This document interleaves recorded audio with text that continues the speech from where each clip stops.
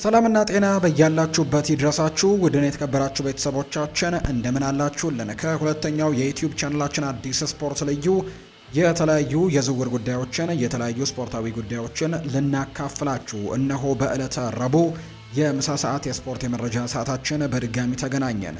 የተለያዩ የዝውውር ጉዳዮችን ዛሬም እያነሳን እንደተለመደው እንቆያለን።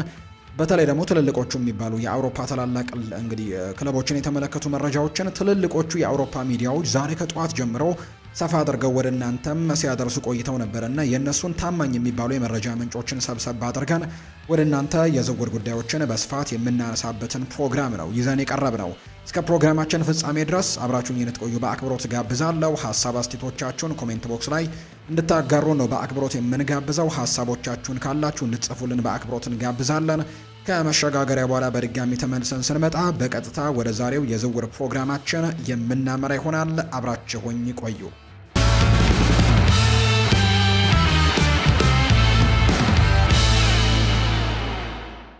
ወደ ቀዳሚው መረጃችን እናምራ። የማንቸስተር ዩናይትድ የክረምት የዝውውር እቅድ ትልቅ ድጋፍን አግኝቷል። የክለብ ብሩዥን ኮከብ ተጫዋች ክሪስቶስ ዞሊስን ወደ ኦልድ ትራፎርድ ለማምጣትም የሚደረገው ዝውውር ፍላጎት እንዳለው በይፋ የተገለጸ ሲሆን በተመሳሳይ ሌሎች የፕሪሚየር ሊግ ተቀናቃኞችን ጥያቄ ደግሞ ውድቅ አድርጓል ይሄ ተጫዋች። ስለዚህ ለማንቸስተር ዩናይትድ በጣም መልካም የሚባል ዜናን አሰምቷቸዋል።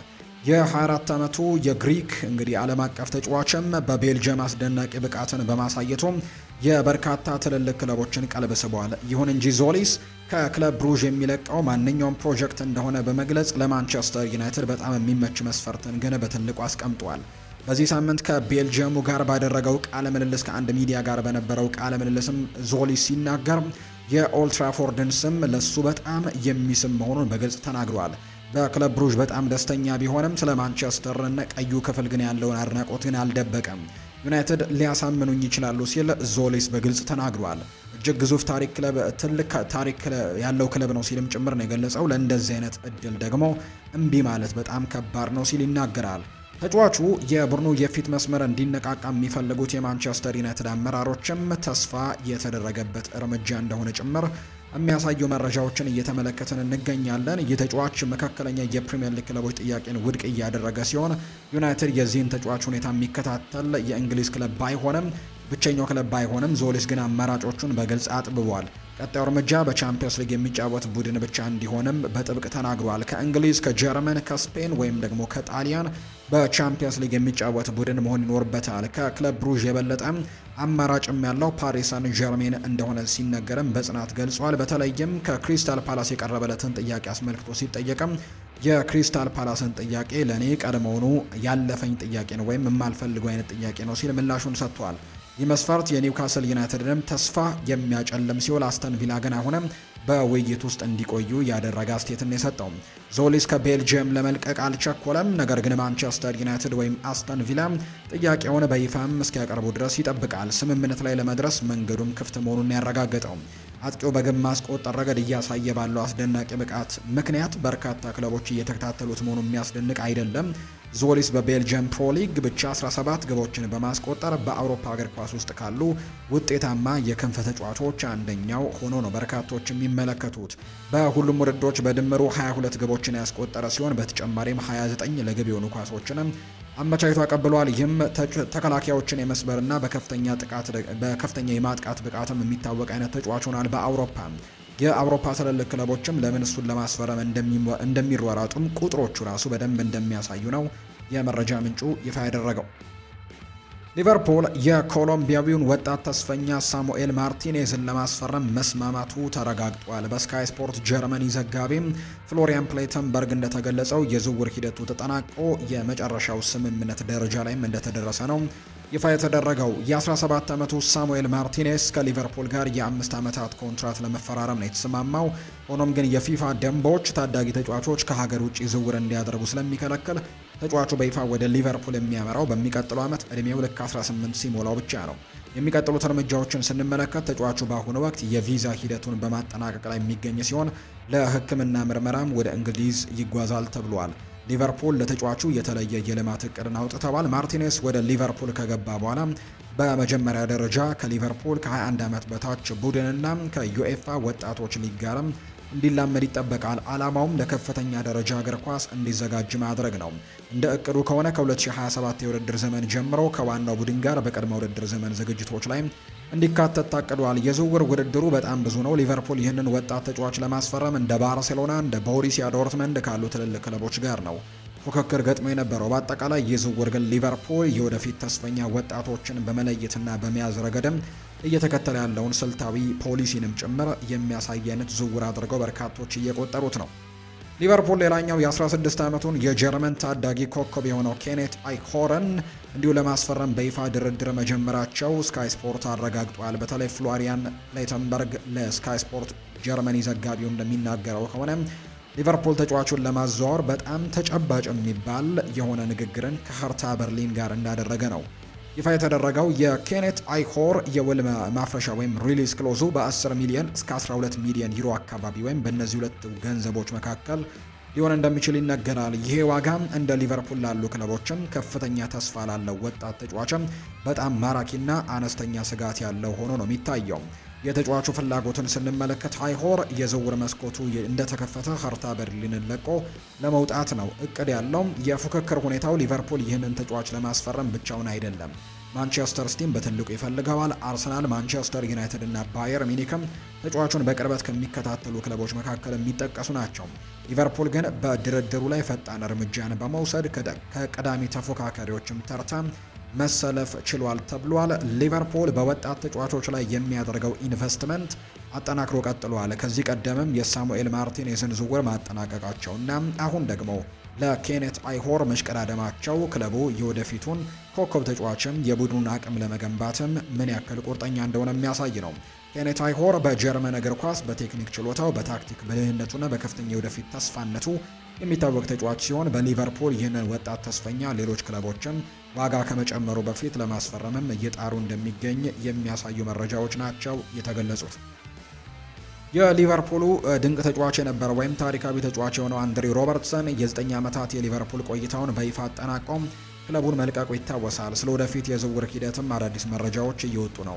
ከቶትንሃም ጋር ስምምነት ለመድረስ ቀርቧል። ምንም እንኳን የጣሊያኑ ግዙፍ ክለብ ዩቬንቱስ የመጨረሻ ደቂቃ ጥረት ለማድረግ ሮበርትሰንን ለመጥለፍ ቢሞክርም የመጨረሻ ደቂቃዎቹ ጥረቶች ግን ሳይሳካለት እንደቀረ ነው የሚነገረው። ተጫዋቹ ከቶትንሃም ጋር ቀድሞ የነበረውን የቃል ስምምነት ለማክበር መወሰኑን የተነገረው የዩቬንቱስ ጥረት የተጫዋቹን ለማዛወር ተጨባጭ ጥያቄን አቅርቦ የነበረ ቢሆንም ሮበርትሰን በፕሪሚየር ሊጉ ለመቆየት ባለው ፍላጎት ጥያቄውን ውድቅ አድርጎታል።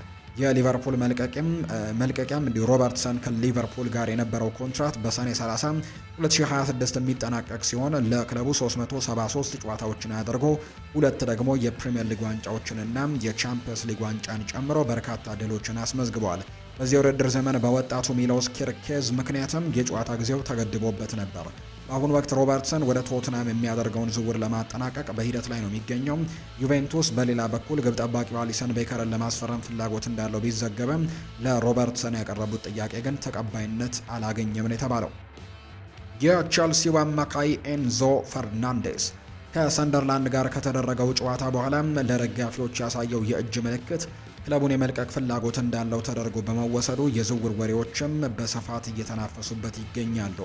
የጋዜጠኛ ቤን ጃኮብስ ዘገባ እንደሚያመለክተው የ25 ዓመቱ አርጀንቲናዊ ተጫዋች በተለይም የሪያል ማድሪድ ፍላጎትን በበጎ ይመለከተዋል። በተጨማሪም ከማንቸስተር ሲቲ ጋር የመጀመሪያ ደረጃም ያልተጣሩ ወይም ደግሞ ኢንፎርማል የሆኑ ንግግሮችንም መደረጋቸውን የሚያሳዩ መረጃዎች ናቸው እየወጡ የሚገኙት። የሰንደርላንዱ ጨዋታ በተለይ በፕሪሚየር ሊጉ በመጨረሻው ሳምንት መርሃ ግብር ላይ ቼልሲ በሰንደርላንድ በተሸነፈበት ጨዋታ አንደኛ የአውሮፓ ውድድር ተሳትፎን እድሉን ማጣቱን እናስታውሳለን። ምናልባት ለፈርናንዴዝ ደግሞ የመጨረሻው ጨዋታ ሊሆን ይችላል የሚሉ ግምቶችና ቅድመ ሁኔታዎችም እንዲወጡ ያደረገ ጉዳይ ሆኗል። የክለቡ ደካማ አቋም እርሱን የመልቀቅ ውሳኔንም እንዲሁ እንዲያተኩር አድርጎታል። የቼልሲ ተጫዋቹን የመሸጥ ፍላጎት የለውም። በተለይም በ2023 በብሪቴን ሪከርድ ሰባሪ የዝውውር ዋጋ ነበር ከቤኔፊካ ያመጡት።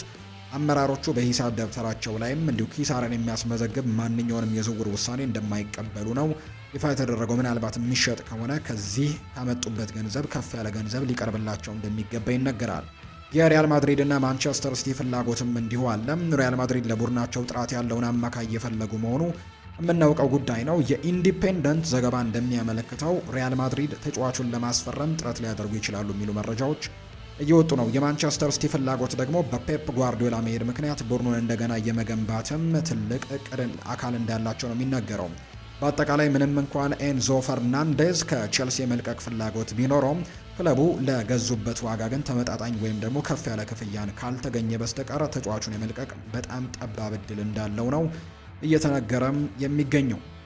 ማይክል ካሪክ በዚህ ክረምት ተጽዕኖ ፈጣሪውን ሰው በማንቸስተር ዩናይትድ እንዲቆዩ ያላቸውን እምነት እንደቀጠለ ነው። ማይክል ካሪክ ብሩኖ ፈርናንዴዝ በዚህ ክረምት በማንቸስተር ዩናይትድ እንዲቆይ ያለውን እምነት የገለጸ ሲሆን ክለቡ እርሱን ለማቆየት ለምን እንደሚጣጣረም መረዳቱ ቀላል ነው ሲልም ነው የተናገረው። ዩናይትድ በተለይ በፕሪሚየር ሊጉ በዚህ ውድድር ዓመት ድንቅ እንቅስቃሴ ያሳየውን ይህንን ተጫዋች ብሩኖ ሚጌል ፈርናንዴዝን ለረጅም ጊዜ በክለባቸው ለማቆየት መጣራቸው አስገራሚ ሊሆን አይችልም። ምክንያቱም በጣም ጥሩ የሚባለው የውድድር ዓመትን በግሉ ሰጥቷቸዋል። ለምሳሌ ያክል በዚህ የውድድር ዓመት በተለይ በመጨረሻው ጨዋታ በፕሪሚየር ሊጉ የመጨረሻው መርሃ ግብር ከብራይተን ጋር ነበር በአሜክስ ጨዋታቸውን ያደረጉትና በዛ ጨዋታ ላይ ጎል አስቆጥሯል። ሪከርድ ሰባሪ የሆነች አሲስትንም ጭምር ማድረጉን እናስታውሳለን። ፈርናንዴዝ ለቡድኑ ምን ያክል አስፈላጊ እንደሆነም በድጋሚ ያሳየበት መርሃ ግብር ነበር። በዚህ የውድድር ዘመን በአጠቃላይ 21 ለግብ የሆኑ ኳሶችን በማቀበል የቲየሪ ዳንኤል ኦንሪን እና የኬቨን ደብሮይናን የፕሪሚየር ሊግ ክብረ ወሰንን ጭምር በመስበር በአንድ የውድድር ዘመን ከፍተኛ ለግብ የሆነ ኳስን ያቀበለ ብቸኛው ተጫዋችም ሆኖ ተመዝግቧል። በአንድ ወቅት ከክለቡ ጋር የመልቀቅ ወሬ ተያይዞ የነበረው ተጫዋች በዚህ የውድድር ዘመን ግን ትልቅ አሻራን ጥሎ ነው ለዩናይትድ ያለፈው። ብሩኖ ፈርናንዴዝ በ2025 ከሳዑዲ አረቢያ የቀረበለትን ጥያቄም ውድቅ በማድረግ የዝውውር ወሬዎች በአፈጻጸሙ ምላሽ ሰጥቷል። ካሪክ ስለ ፈርናንዴዝ መቆየትም ያላቸውን እምነትና አስፈላጊነትም ተጠይቀው ሲናገሩ እሱ በጣም ትልቅ ተጽዕኖ ፈጣሪ ተጫዋቻችን ነው። አምበል ሆኖ በብዙ መንገድ በምሳሌነት እየመራ ነው ቡድኑን። እሱ እንደሚሄድ የሚያሳይ አንድም ምልክትም ፍንጭም የለም። ስለዚህም በማንቸስተር ዩናይትድ ይቆያል ሲልም ነው ማይክል ካሪክ ጨምሮ እየተናገረ የሚገኘው። የሰራውን ስራ በዚህ ክለብ በጣም ወድለታለሁ። እሱ እዚህ መሆን ይወዳል። ይህን መመልከት ችያለሁ ብለዋል። እግር ኳስን እየተዝናናበት ስለሆነ በእያንዳንዱ ጨዋታ መጀመር እንደሚፈልግ አውቃለሁ። ይሄ ደግሞ በጣም ድንቅ ነገር ነው ሲል ይናገራል። ፈርናንዴዝ የዩናይትድ አምበል ብቻ ሳይሆን ምናልባትም በቡድን ውስጥ እጅግ ተጽዕኖ ፈጣሪው ተጫዋች ነው። የሊግ የውድድር ዘመኑን በ21 ለግብ የሆኑ ኳሶች 9 ግቦችን በማስቆጠር በአጠቃላይ በ30 ግቦች ላይ ቀጥተኛ ተሳትፎን በማድረግ የጨረሰ ሲሆን ዩናይትድ ከ2 ዓመት በኋላ ወደ ቻምፒየንስ ሊግ እንዲመለሱም ትልቁን አበርክቶ ካደረጉ ተጫዋቾች መካከል አንደኛው ነው። በግል ደረጃም የፕሪሚየር ሊግ የውድድር ዘመኑ ምርጥ ተጫዋች፣ የእግር ኳስ ጸሐፊዎች ማህበርም ምርጥ ተጫዋች ሽልማትንም አግኝተዋል። የማንቸስተር ዩናይትድ አሰልጣኝ አማካዩን ለማቆየት ያላቸውን እምነትም ይናገራሉ። ካሪክ ስለ ፈርናንዴዝ መቆየት ያላቸውን እምነት ሲገልጹ እርሱ እንደሚሄድ የሚያምንበት ምንም አይነት ምክንያት እንደሌለ ነው የተናገረው። ፈርናንዴዝን ማቆየት በዚህ ክረምት ከሚደረጉ ሌሎች ዝውውሮች ባልተናነሰም አስፈላጊ ሊሆን ይችላል። ምንም እንኳን በሌሎች ቦታዎች ላይ የዝውውር ወሬዎች ቢኖሩም የቡድኑ መሰረት በብሩኖ ፈርናንዴዝ ላይ የተመሰረተ ነው። እርሱ የጨዋታውን ፍጥነት ይወስናል፣ የጎል ዕድሎችን ይፈጥራል፣ በስሜታዊነት ይመራል፣ በዙሪያው ካሉ ተጫዋቾች ጋር ደግሞ ከፍተኛ ብቃትን ያሳያል። ካሪክ በቀጣዩ የውድድር ዘመንም ጠንካራ ቡድን ለመገንባት የሚፈልገው ይህንን አይነት የድል ፍላጎት ያለው ተጫዋች እንደሆነ የሚያሳዩ መረጃዎችን በትልቁ እየተመለከትን እንገኛለን። ዌስትሃም ዩናይትድ ወደ ሻምፒዮንሺፕ መውረዱን ተከትሎ የክለቡ ዋና አሰልጣኝ ኑኖ ኤስፕሬንቶ ሳንቶን ከክለቡ ማሰናበቱ ይታወሳል። ዌስትሃም ዩናይትድ ከፕሪሚየር ሊግ መውረዱን ተከትሎ አሰልጣኙ በክለቡ የነበረው ቆይታ በአስቸኳይ ተጠናቋል። እንደ ዘ ታይምስ ጋዜጠኛ ማት ላውተን ዘገባ ከሆነ ዌስትሃም ዩናይትዶች በተለይ አሰልጣኙን በተመለከተም የቦርድ ስብሰባ አድርገው ወስነዋል። የፖርቱጋላዊው አሰልጣኝ ከክለቡ አመራሮች ጋር በነበራቸው ቆይታም በአሁኑ ወቅት ክለቡን የመልቀቅ ዕድላቸው ሰፊ እንደሆነ ሲነገር ነበር። ያም ተከስቷል። ይህም ለዌስትሃም ዩናይትድ እጅግ አሳዛኝ ሁኔታ ነው። ክለቡ በተለይ የመጨረሻው ቀን ላይ ሊድስ ዩናይትድን 3-0 ቢረታም ነገር ግን በቶትናም እና በኤቨርተን መካከል በነበረው ጨዋታ ላይ ዌስትሃም ዩናይትዶች እንግዲህ እንዲወርዱ ያደረገው ውጤት ነው። ቶትናም እንግዲህ ድል ማድረጉን ተከትሎ ማለት ነውና ከ14 ዓመታት በኋላ ከሊጉ የወረዱበት ሆኗል። የውድድር ዘመኑ በ39 ነጥቦች ያጠናቀቁ ሲሆን ይህም ደግሞ ብዙ ጊዜ ከሊጉ ለመዳን በቂ የሚሆን ነጥብ ቢሆንም በዚህ ዓመት ግን በቂ ሆኖ አልተመለከት ነው። ኑኖ ኤስፕሬንቶ ሳንቶ በሴፕቴምበር ወር ነበር ግርሃም ፖተርን በመተካት ነበር ወደ ክለቡ የመጡት። ሲመጡም ክለቡ አስቸጋሪ ሁኔታ ላይ ነበር። ምንም እንኳን አንዳንድ ለውጦችን ቢያሳዩም በመጨረሻ ግን ክለቡን ከወራጅ ቀጠናው ግን ማውጣት በፍጹም አልቻሉም። የቦርዱ አባላት በጉዳዩ ላይ እንዲህ አይነት ውሳኔዎችን እንዲወስዱም ትልቁ ምክንያት የኮንትራት ሁኔታቸው ነው። ዘገባዎች እንዳመለከቱት ከሆነ ክለቡ ወደ ሊጉ ሲወርድም ሁለቱም ወገኖች ያለ ካሳ የመለየት መብትን የሚሰጥ አንቀጽ በኮንትራታቸው ውስጥ ነበር። ይህ ደግሞ ክለቡ በሻምፒዮንሺፑ የገንዘብ ቀውስ ሊገጥመው ስለሚችል አሰልጣኙን ለመቀየር ቀላል ያደርግለታል። በተጨማሪም በቡድን ውስጥ የኑኖ የአጨዋወት ስልትና የተጫዋቾች ምርጫ በአንዳንድ ተጫዋቾች ዘንድ ተቀባይነት እንዳልነበረው ነው ዘጋርዲያን ይፋ ያደረገው። የስኮት ፓርከር እና የጋሪ ኦኔል ስሞች እንደ ተተኪነት እየተነሱ ነው። ክለቡ ኑኖን እንግዲህ ቡድኑን እንደገና ለመገንባት የተጫዋቾችን እንዲሁ ደግሞ ልቀትን ለመቆጣጠርና ወደ ፕሪሚየር ሊግ ለማሳደግም ትክክለኛው ሰው መሆናቸውን በመጠየቅ ላይ ነው። ኑኖ ቡድኑን ማቆየት ባለመቻላቸው የተወሰነ ተጠያቂነት ቢኖርባቸውም የገቡበት ሁኔታ ግን እጅግ አስቸጋሪ እንደነበርና ቡድኑን በ39 ነጥብ መውረዱን እንደ አቅም ማነስ ብቻ መታየት እንደሌለበት እየተነገረ እንደሚገኝ ነው መረጃው ይፋም ያደረገው። ማክሲሚሊያኖ አሮሆ በዚህ የክረምት የዝውውር መስኮት የበርካታ የፕሪሚየር ሊግ ክለቦችን ቀልብ ከሳቡ የተከላካይ ስፍራ ተጫዋቾች መካከል አንደኛው ነው። የ26 ዓመቱ የዩራጓይ ብሔራዊ ቡድን ተጫዋች በስፖርቲንግ ሊዝበን ባሳየው የላቀ ብቃትም የማንቸስተር ዩናይትድ እና የቼልሲን ትኩረት መሳቡን የከቼንድ ኦፍሳይድ ምንጮች ይፋ ያደርጋሉ። ማንቸስተር ዩናይትድ እና አርሰናል ስለ ተጫዋቹ የመጀመሪያ ጥያቄዎችም አቅርበው እንደነበር የሚዘግቡ ሲሆን አሁን ደግሞ ቼልሲ በፉክክር ውስጥ መግባቱ ይፋ ተደርጓል። ማንቸስተር ሲቲም በስሙ ተያይዞ ቢነሳም በተከላካይ ክፍሉ ላይ የሰው ኃይል ጥልቀት ዝውውሩን የመሳካት እድሉ ዝቅተኛ እንደሆነ ይጠበቃል። የስፖርቲንግ ሊዝበን አቋም የተጫዋቹ ኮንትራት እስከ 2029 ድረስም የሚቆይ ሲሆን የ70 ሚሊዮን ፓውንድ የውል ማፍረሻ ወይም ሪሊስ ክሎዝ ስላለው ስፖርቲንግ ሊዝበን ተጫዋቹን ለመሸጥ አስቸኳይ ፍላጎት የለውም። የአሮሆ መለያ ባህሪያት ተጫዋቹ እንደ ግራ ተከላካይ፣ እንደ ክንፍ ተከላካይ ወይም ዊንግ ባክና አስፈላጊ ሆኖ ሲገኝም ወደፊት ከፍ ብሎ መጫወት የሚችል ሁለገብ ተጫዋች ነው። ይህ የጨዋታ ዘይቤው የማንቸስተር ዩናይትድ የግራ ተከላካይ ስፍራ ችግርን ለመፍታትም እንደ ጥሩ አማራጭ እንዲታይ አድርጎታል። ምንም እንኳን የውል ማፍረሻው 70 ሚሊዮን ፓውንድ ቢሆንም የፕሪሚየር ሊግ ክለቦች ይህንን ሙሉ ዋጋ ለመክፈል ፍቃደኛ ላይሆኑ ይችላሉ።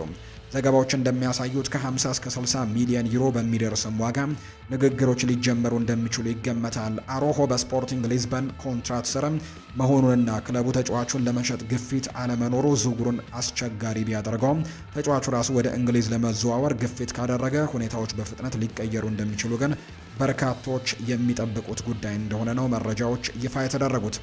ትልልቆቹን የአውሮፓ ሚዲያዎችን ዋቢ አድርገን ለዛሬ ያዘጋጀንላችሁ የዝውውር ጉዳዮችን የተመለከቱ ስፖርታዊ ፕሮግራማችን ይህንን ይመስል ነበር። ቆይታችሁን ከኛ ጋር ስላደረጋችሁ ከልብ አድርገን ነው የምናመሰግነው። የተለያዩ ርዕሰ ጉዳዮችን ያነሳንበት የዛሬው ፕሮግራማችን ይህንን ይመስል ነበር። ስላደመጣችሁን ከኛ ጋር ስለነበራችሁ ከልብ አድርገን እናመሰግናችኋለን።